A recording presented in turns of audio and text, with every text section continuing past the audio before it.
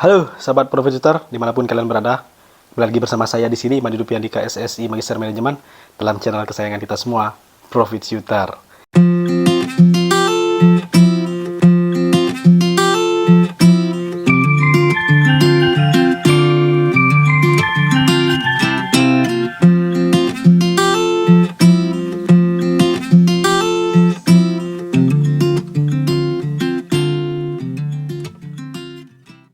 Nah, jadi dalam video kali ini kita mau membahas saham Astra International ya, ASI. Jadi memang ada sesuatu yang kira-kira menarik ya. Karena apa? Ya nanti kita akan bahas lah. Jadi teman-teman jangan di skip ya, tonton sampai habis. Dan juga teman-teman bisa pencet tombol like, kemudian subscribe nanti apabila teman-teman mendapatkan manfaat. Dan juga insight ya dari video-video yang saya buat. Dan silahkan teman-teman komen dan juga share video ini sebanyak-banyaknya kepada teman, kerabat, dan juga saudara yang membutuhkan video edukasi tentang investasi dan juga trading di pasar modal. Oke, stay tune terus. Oke, ya rekan-rekan sekalian, jadi sesuai dengan narasi di awal, hari ini kita membahas saham Astra International. Kenapa? Ya karena sebenarnya ya, ini kan ada 2 bulan nih, Desember dan Januari. Ya sebenarnya kalau kita pegang saham Astra di Desember, kemudian maksimal di 12 Januari, ini sangat menarik. Nah, menariknya karena apa? Nanti dulu deh, saya mau spoilernya nanti belakangan ya, di akhir video. Tapi sebelumnya yang mau dibahas, ya kita breakdown dulu. Jadi memang Astra ini kan merupakan perusahaan holding yang sangat besar dan sangat kuat. Kenapa sangat kuat? Ya kita berpikir secara logika sederhana aja. Ya, dia memiliki 6 anak usaha atau 6 ya. Jadi grup Astra itu kan memiliki 6 perusahaan yang listing di pasar modal. Ada United Tractors, kemudian ada Astra Agro Lestari, kemudian ada juga Astra Auto Parts, kemudian Astra International sendiri, kemudian ada Akset, dan juga ada Astra Grafia, ya ASGR. Nah, dari 6 ini, 4 itu sudah membagikan dividen interim ya di tahun ini. Ada Ali dan juga Astra yang membagikan dividen sebesar masing-masing 3 triliun. Wow, jumbo pokoknya. Kemudian ada Tractors dan juga Ali dan juga ASI ya, Astra International itu membagikan dividen interim sebesar 3 triliun. Kemudian ada Ali dan juga Autopart ya, Auto yang membagikan dividen interim ya antara 160 miliar ya. Ali 160 miliar dan juga Astra Autopart itu 106 miliar. Nah, ini 4 dari 6 itu membagikan dividen. Berarti teman-teman bisa bayangkan bagaimana kinerja holding yang berarti holdingnya itu sukses dalam mengembangkan anak usaha. ASI sendiri, Astra International, itu ditopang oleh penjualan mobilnya yang dahsyat ya. Dia masih merajai industri otomotif di Indonesia ya, di mana target pasarnya sudah jelas menengah ke atas dengan mobil yang paling banyak dijual itu adalah merek Toyota dan juga Lexus. Itu per Oktober kemarin, Oktober 2022 itu sudah menjual sekitar 439.000 unit. Ya, teman-teman bayangkan di tengah isu resesi global itu Astra International masih mencatatkan penjualan yang ciamik. Ya, belum lagi dia sudah mengakuisisi Bank Jasa Jakarta ya atau BJJ bersama dengan WeLab Sky itu ya, nanti rencananya Bank Jasa Jakarta akan disulap menjadi bank digital yang paling inovatif di Indonesia. Nah, kalau teman-teman lihat sendiri perusahaan mana sih ya yang tidak diinvestasikan oleh Astra International ya, karena dia sekarang itu merupakan holding atau perusahaan konglomerasi, dia mencoba masuk ke semua sektor ya. Belum lagi baru-baru ini ya, itu dia kan seperti yang teman-teman ketahui sudah masuk ke dalam investornya Gotoh ya, meskipun tidak masuk ke dalam shareholder tetapi dia masuk sebagai investment equity ya. Artinya apa?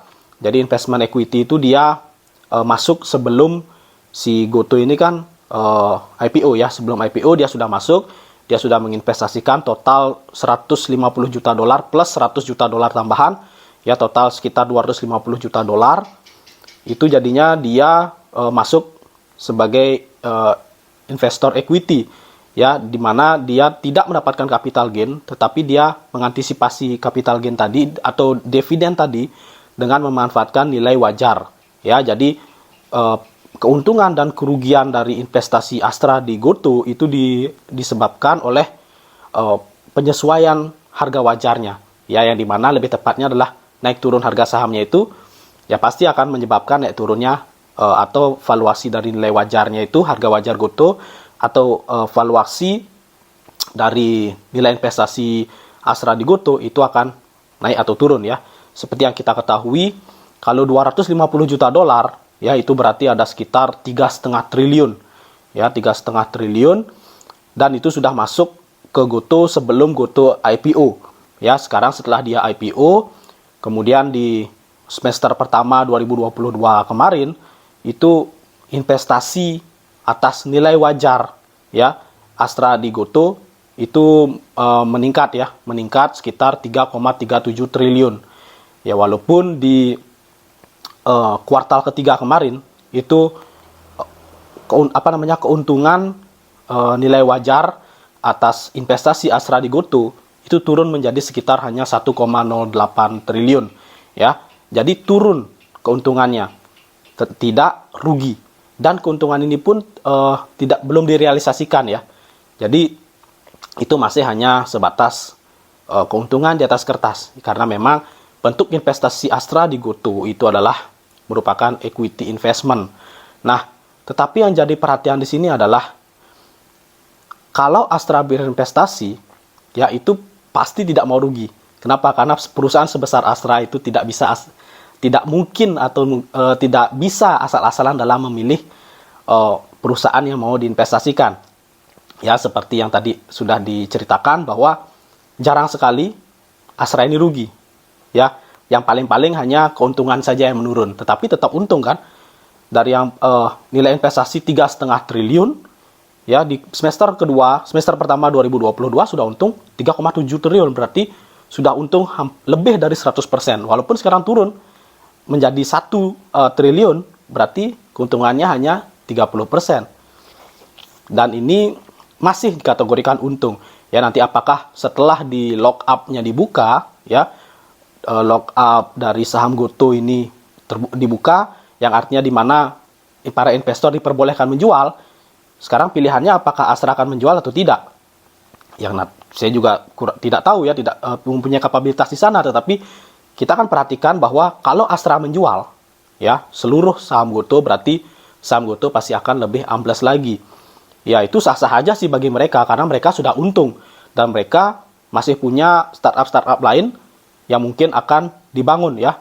Mereka sudah sebagai catatan aja, Astra sudah menggelontorkan dana hampir sekitar 500 miliar, ya, kepada startup lainnya, di mana yaitu adalah Sayurbox, kemudian ada Mapan, ya, dan juga Paxel. Sayurbox ini seperti teman-teman tahu, ya, e-groceries, kemudian Mapan ini adalah di logistik kalau tidak salah, ya, logistik berbasis teknologi. Kemudian ada Paxel.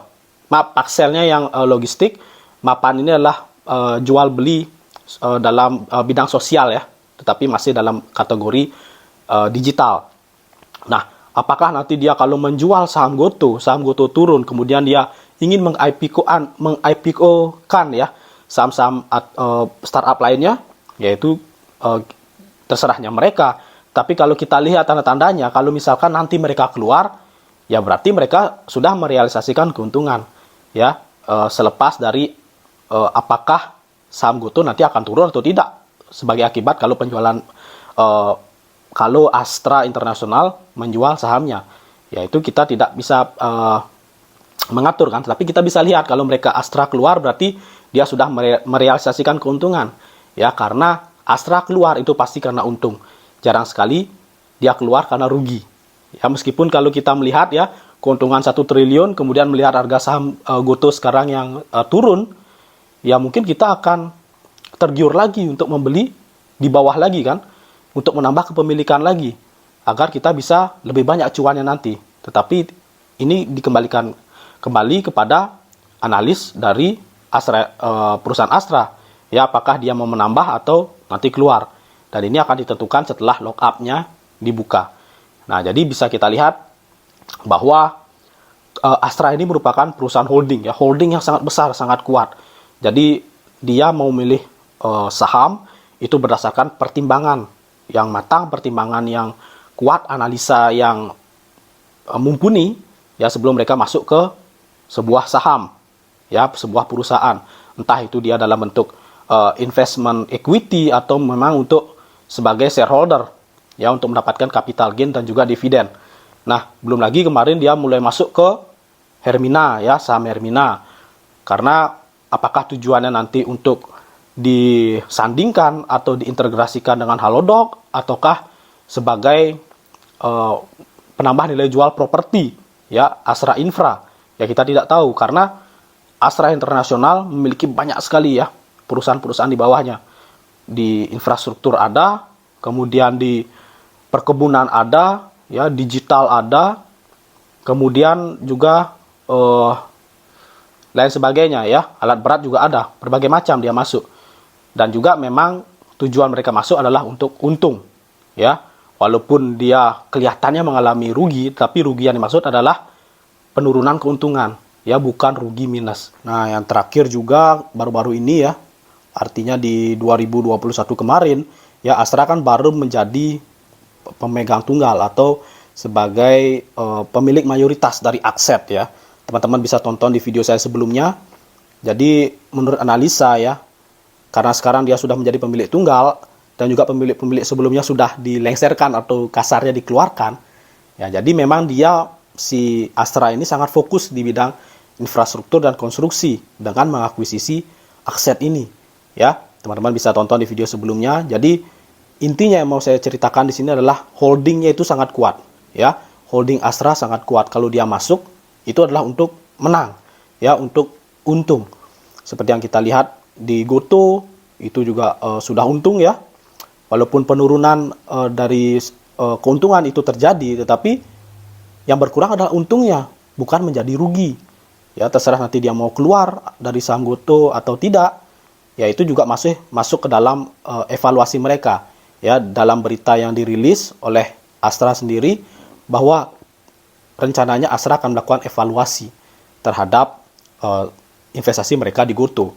Ya, tapi ini hanya masih sebatas isu, ya, sebatas berita. Tetapi hasilnya, apakah mereka keluar atau mereka bertahan, itu kan masih belum kita ketahui ya. Karena kalau kita lihat secara nominal transaksi atau nominal investasi di Goto ya, dari si Astra ini, dia sudah untung saat ini ya, dari 100% keuntungannya turun menjadi 30%. Jadi sah-sah saja kalau mereka mau keluar. Tetapi yang perlu diperhatikan juga, kalau mereka keluar, berarti harga sahamnya bisa ambles lagi. Tapi apakah nanti setelah ambles mereka mulai masuk lagi mencicil untuk mendapatkan harga yang lebih murah?